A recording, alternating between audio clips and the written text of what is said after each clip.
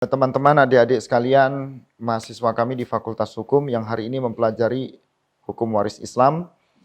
Di pertemuan kita yang kedua ini, setelah kita kemarin mengenalkan tentang apa pentingnya hukum waris Islam dan bagaimana definisi hukum tersebut, di kesempatan ini kita akan memberikan pemahaman tentang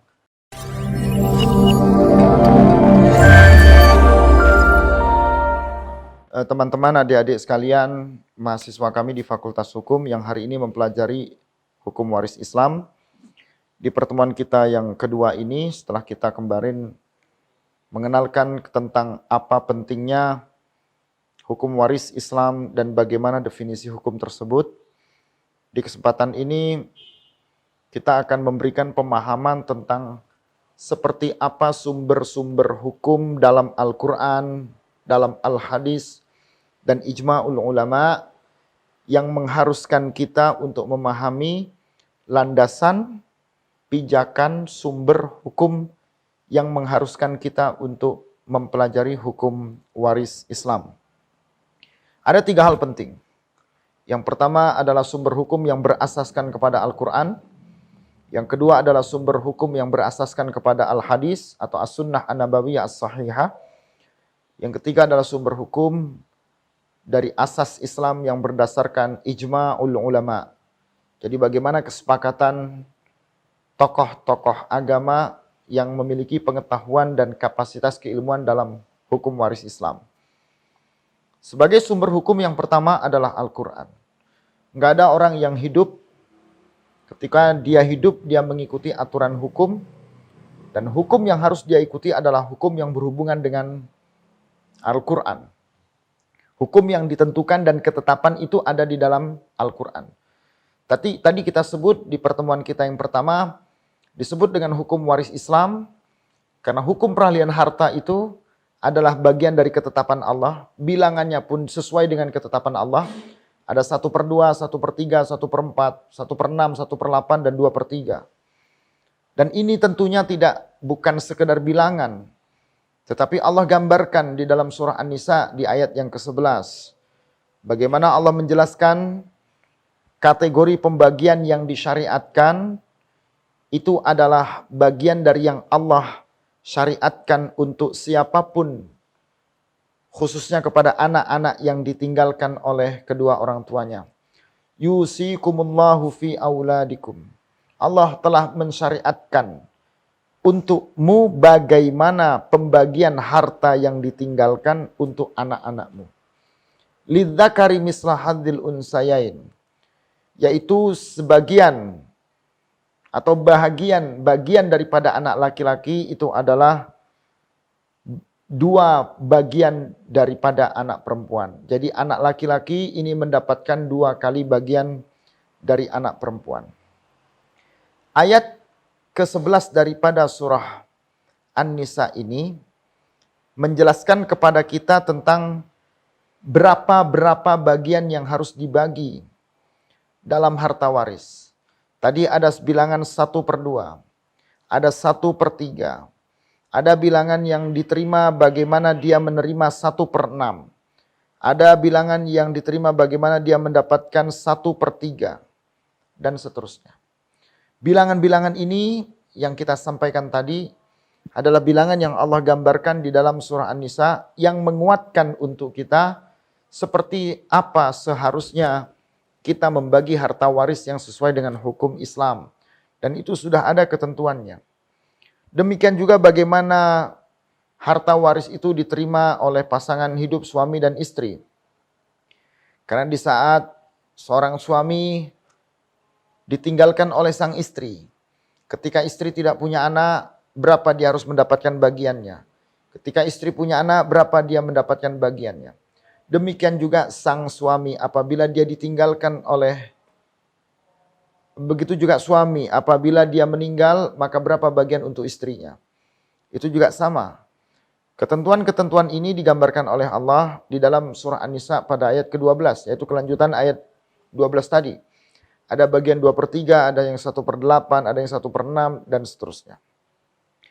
Apa yang Allah gambarkan, ini adalah bagian fatwa, bagian dari fatwa, bagian dari ketentuan yang Allah tentukan apabila memang ada kematian di antara anggota atau kerabat keluarga tersebut. Yastaftunaka qulillahu yuftikum. Artinya apa di sini? Ketika mereka meminta fatwa kepadamu tentang al-kalalah. Apa al-kalalah di sini? Yaitu fatwa yang berhubungan dengan apabila ada kematian, apabila ada yang meninggal dunia, dan ia tidak mempunyai anak dan mempunyai saudara perempuan, maka bagian dari saudara perempuannya itu adalah 1/2 dari harta yang ditinggalkannya.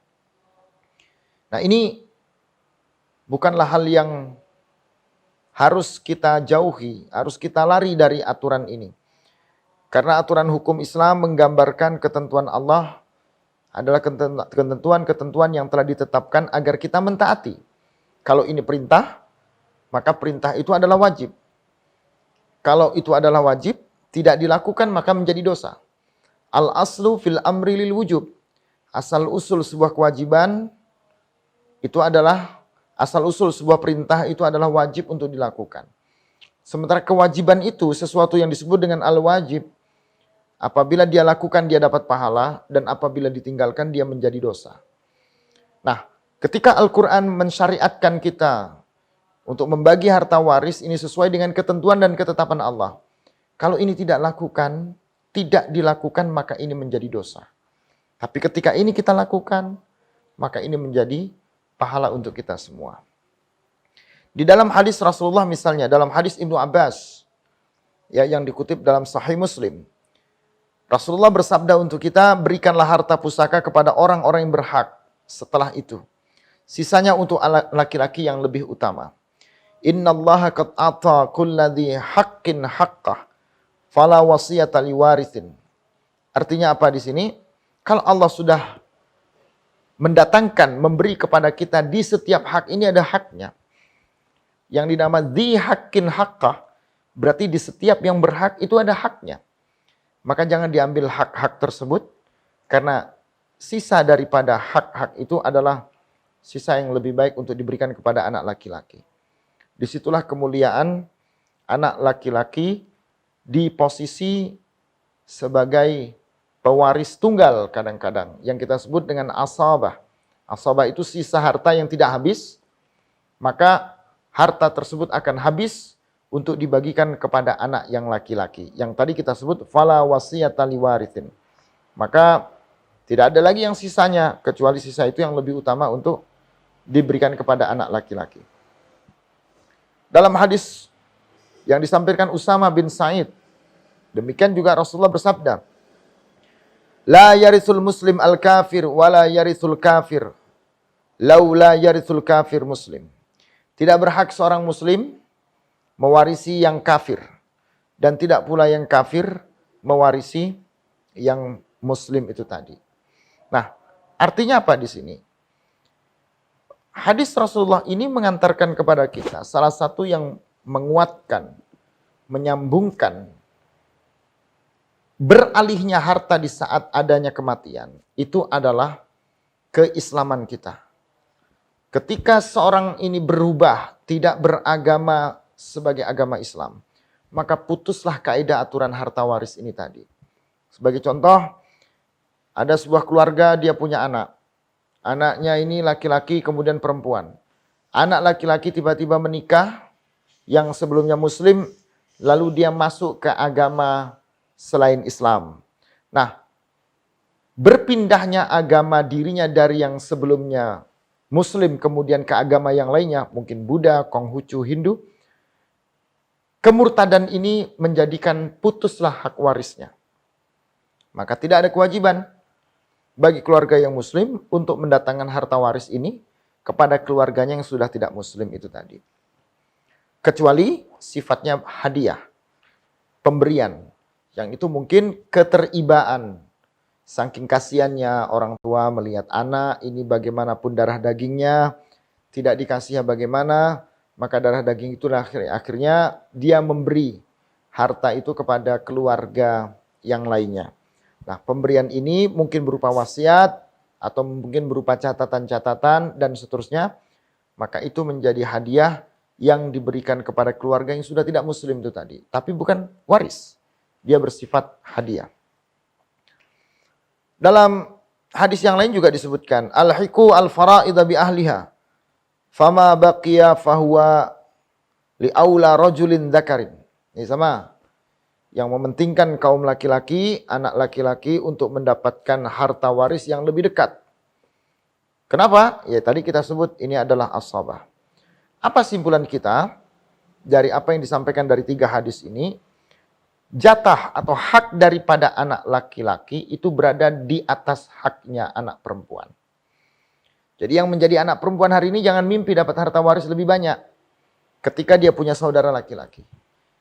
Ini menguatkan firman Allah tadi yang ada di dalam ayat ke-11 dari An-Nisa, lidzakari misla hadzil unsayain. Karena ada bagian untuk anak laki-laki yang itu bagiannya 2 kali lipat daripada anak perempuan. Yang terakhir adalah ijma atau ijtihad. Sahabat generasi tabi'in itu kan berijtihad. Mereka bersepakat untuk memunculkan legalitas bagaimana ilmu faraid ini tidak menyalahi, tidak merugikan, tidak bertentangan dan seterusnya.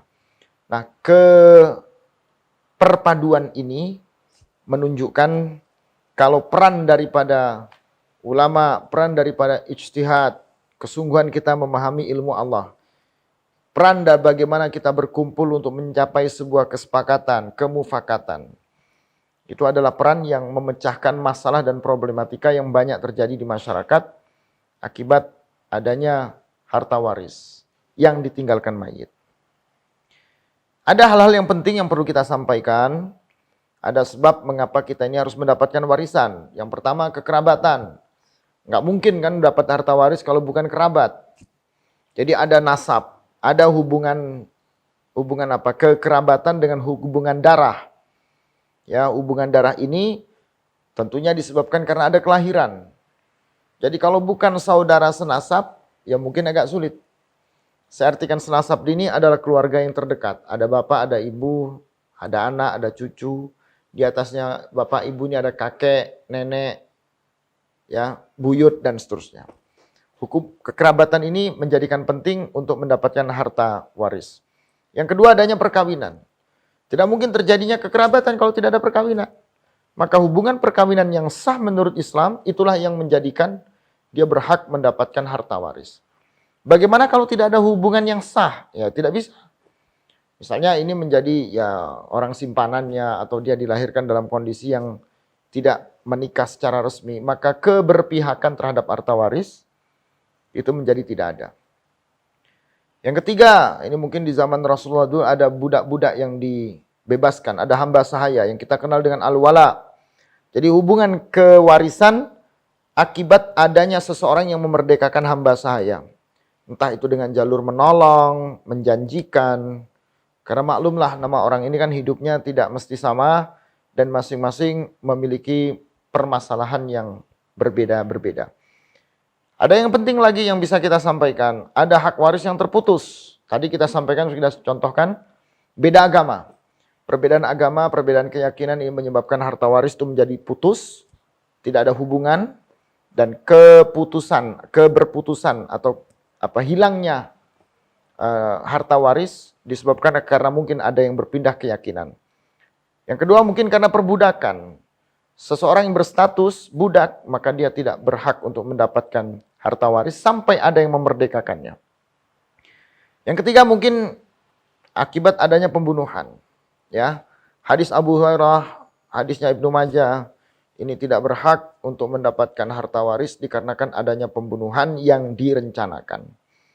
Ya, yang terakhir mungkin yang berhubungan dengan beberapa ijtihad. Ada yang mengartikan beda negara, beda tempat tinggal, ini juga menyebabkan putusnya waris.